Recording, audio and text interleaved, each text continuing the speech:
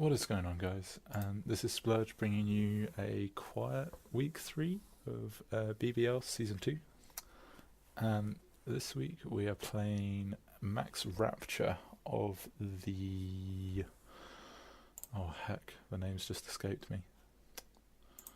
Tasmanian Toxicroaks, that's it. He has quite a formidable squad, to say the very least. He has on his roster Rayquaza, Megamorwile, Zapdos, Slowbro, Amoonguss, Umbreon, Nidoking, Talonflame, Hitmontop, Steelix, and Tauros. I had a couple of issues prepping for this team, both generally because it's a hard squad and also because I was kind of the last couple of weeks my coursework has been made a bit of a priority, so I've had less amount of time to properly prep and properly mock. So the first one I brought was a quite defensive mixed def with a bit of speed and a bit of offense Giratina, running Toxic, Earth Power, Dragon Pulse, Hex. This is generally kind of trying to chip away at his bulky core, and also be a nuisance for most mons really. This set really struggled to be 2-hit KO'd by anything that wasn't either Megamorwile or Rayquaza. And yeah, so I mean the only real issue apart from those two was Nidoking. Moving on into the next mon, we had Solgaleo running a Colberberry, Flamethrower, Morning Sun, HP Ice, and Thunderbolt. This was my real kind of anti-Megamorwile, whilst also trying to pressure the Rayquaza and the Steelix and some of the bulky core as well, although to a lesser extent. It was also trying to catch off guard a Talonflame if it decided to switch in.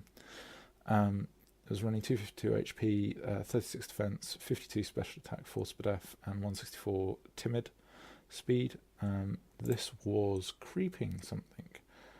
I believe it may have been creeping I want to say a modest Nidoking, I believe, as much as that's lesser found. We then move on to Nude Cryogonal, running Expert Belt, Freeze Dry, Water Pulse, Ice Shard, Rapid Spin.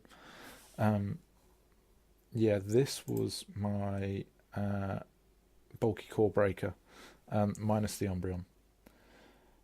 Is able to 2-hit KO the Slowbro, the Amoonguss, and the Zapdos relatively easily. Water Pulse is also there for the Steelix and for the Talonflame, although that was really more for switches.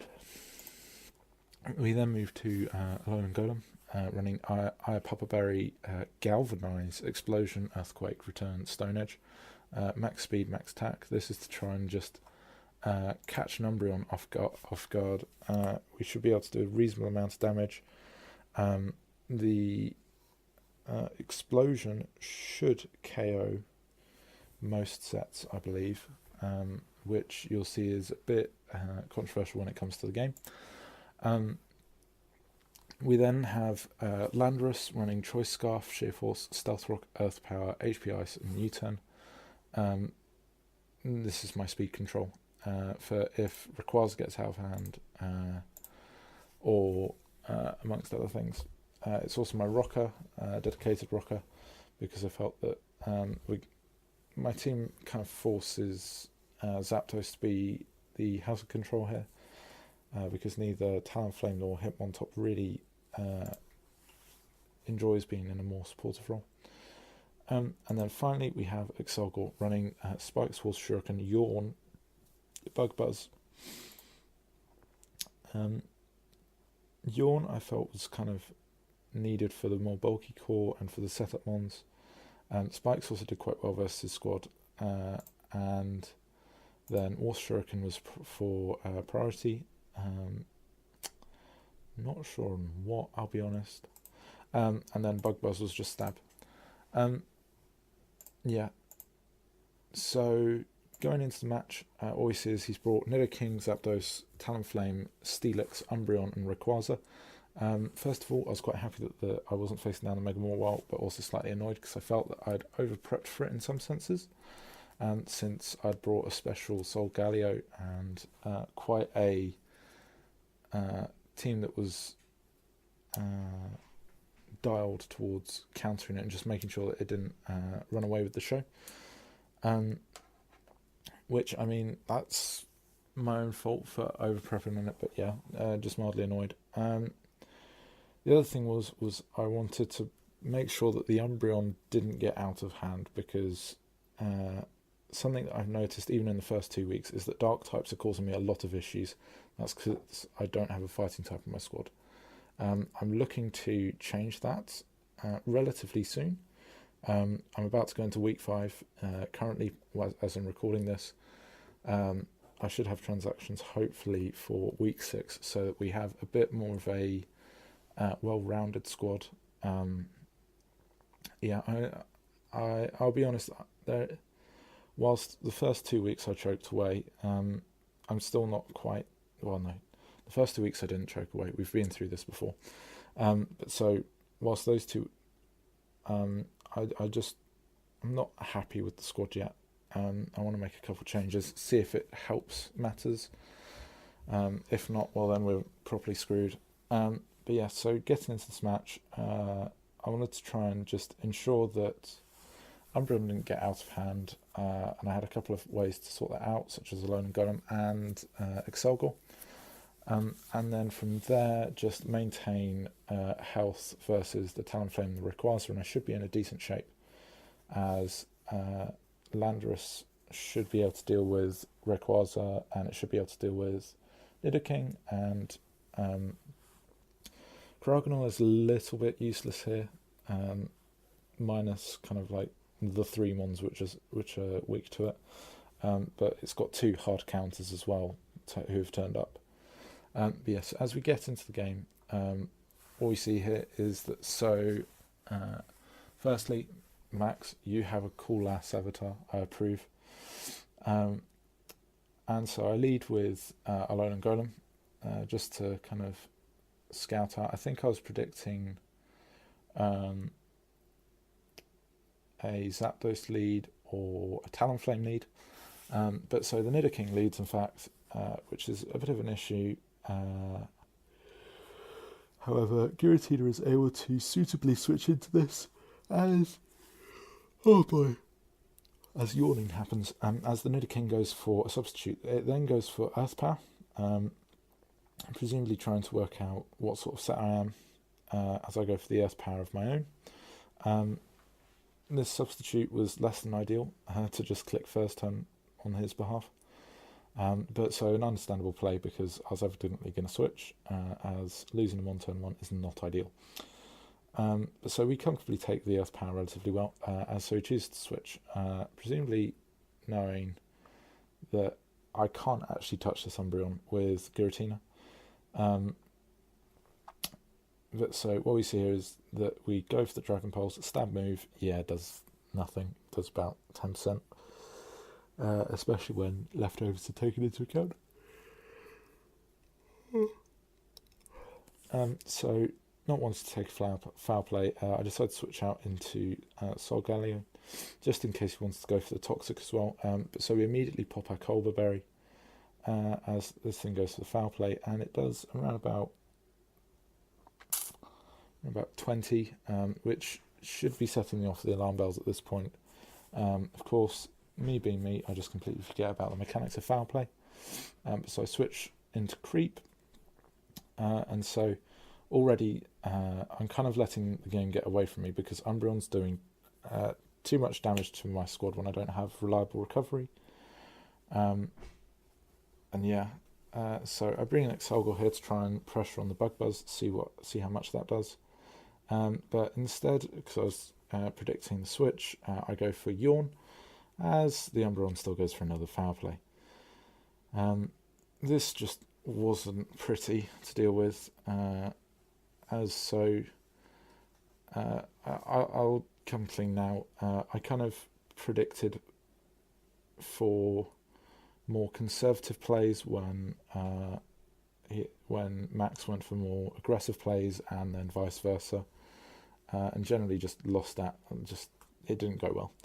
But yeah, so I went for spikes there, predicting that he would actually go for the foul play that time and kill me off, but no, he switches into Steelix, and so we bring out Man of War, as the Steelix goes for Toxicroaks of his own, which is absolutely fine.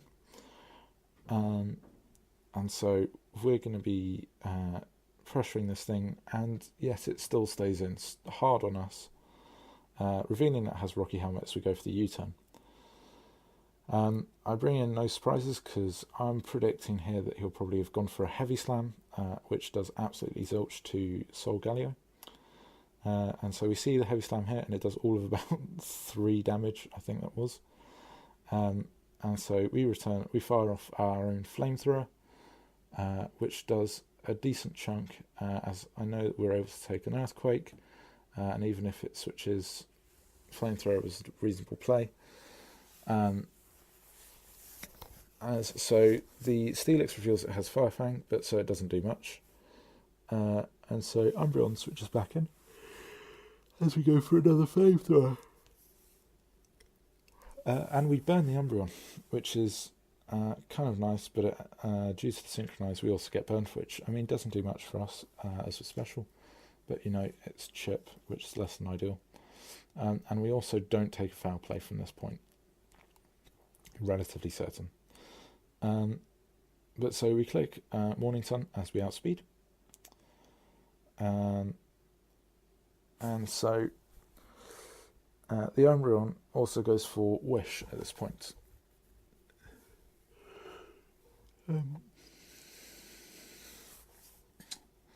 Yeah, so at this point, Umbreon really is becoming an issue for my squad. And so I predict for the switch and go for Thunderbolt, but the Umbreon just sits and goes for Heal Bell. So we've now got the burn taken off the Umbreon again, at which point Foul Play is doing quite a large chunk to us. So I decide to switch out into Alolan Golem. Now, so this is probably the big issue within the game, is so he goes for Foul Play here, which, so as we can see, it does a reasonable amount. And so I click Earthquake here because I thought that this Umbreon wasn't going to stay in. And so even if it did, Foul Play shouldn't. It was a roll to KO. It was a roll in my favour. I should have clicked Explosion. I was worried about the Protect as well. And so basically from here, I have nothing to really properly take the fight to Umbreon. So I'm trying to work around the issue. I go for the Rapid Spin with Bracknell as the Umbreon goes for Foul Play and does another chunk to us. And so we switch out because we're just trying to get some sort of momentum back to our side. But so this Umbreon is free to click Foul Play till the cows come home, effectively, which is really not ideal. And so we go for the U-turn because it's just trying to get damage off on this thing. And so we go into Creep, our Excelgor, because it's the one thing that's able to possibly touch this. But of course, Umbreon, being Umbreon, has just revealed that it is dual recovery. So its full set is Wish, Moonlight, Foul Play, Heal Bell. I would just like to say, Max, from the bottom of my heart, I hate you for this set. Absolutely loathe you. It's absolutely disgusting. But so it's the way he wins the game. I clicked the Bug Buzz just to go for the simple play because you never know. But of course now we start having the Zapdos come in because it's had most of its issues taken out of the way. And so we switch out because Excelgor is the one thing that can take a fight to Umbreon at this point. We go into Giratina because the Zapdos can't properly touch us. And so the Heat Waves are 0, and so expecting an HP Ice, I just wanted to get a Toxic off on this Zapdos. But of course, life is never that simple. So what we see here is the Zapdos does in fact go for Substitute.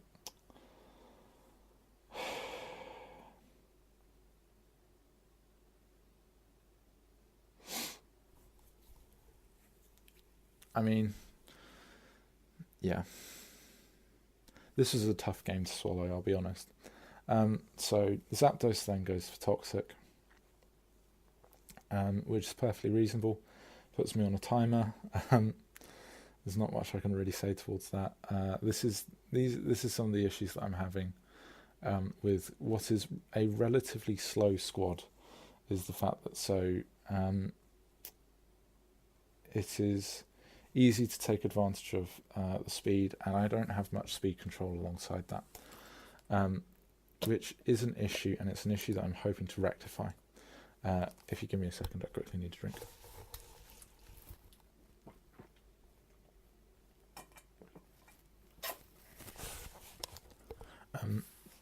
Yeah, so we go back and forth here between kind of the Toxic, Discharge HPI, the Subtoxic, and me just trying to get some sort of chip on this.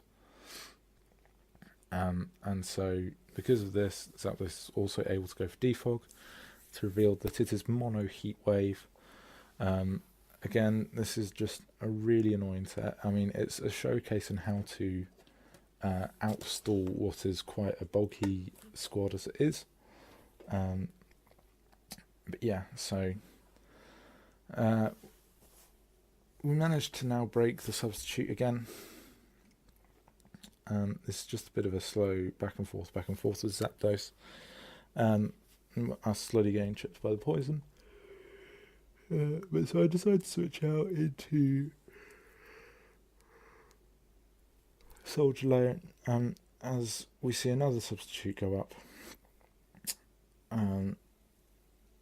Which, yeah, is just not ideal.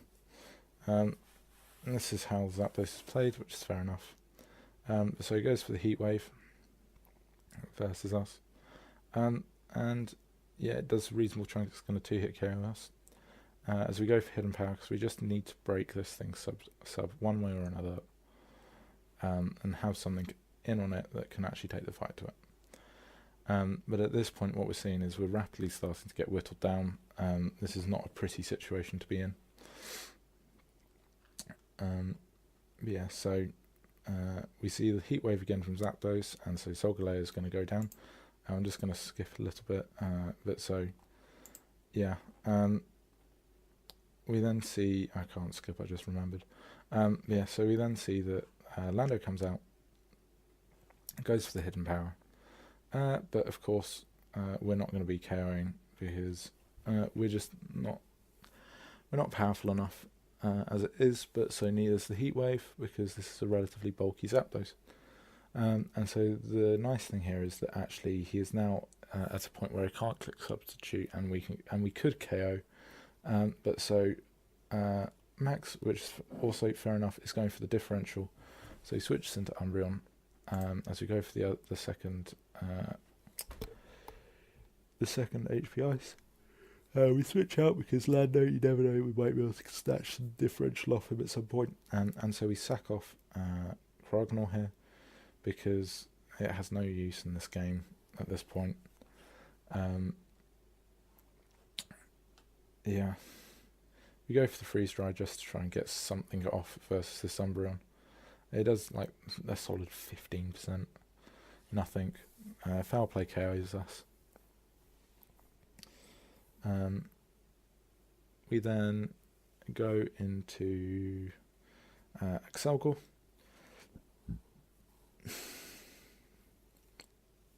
And just trying to get some sort of kill off.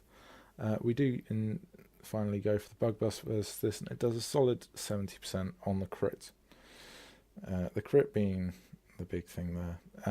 And so he goes for the foul play again. And so it's going to 2-hit KO this as well. And so I probably should have predicted this, but so the Umbreon switches out, of course, because we've seen that Max is playing for differential, and so he goes into the Rayquaza. So what you'll see here is that we go for the Bug Buzz again because we're just desperate to try and get something dead. And I mean, we do solid 15% versus the Rayquaza, but it was never going to be too much of an issue. And then, of course, to top off that, I foolishly stayed in when, in the back of my mind, I knew it was going to be E-Speed, but at this point, I just lost most of my hope towards this game. And so we bring in Giratina because we're relatively certain we can take whatever hit this thing takes. And so he switches out into Talonflame as we double into Landorus. I can't remember particularly why I made that play. But so we double back into Giratina again because we're predicting that it will go for Brave Bird, and so we're able to break the Gale Wings on this Talonflame, so that we might stand some sort of chance of, I don't know, maybe uber critting this with Lando. And so what we see here is that, so we're down to 108, and this Talonflame is now going to click Fly in IMSI.